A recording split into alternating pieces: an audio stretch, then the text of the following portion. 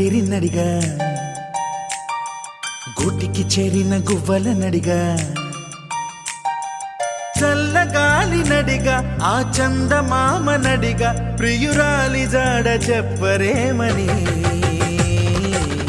అందరినీ ఇలా వెంటపడి అడగాల సరదాగా నువ్వే ఎదురైతే సరిపోదా చల్లగాలి నడిగా ఆ చంద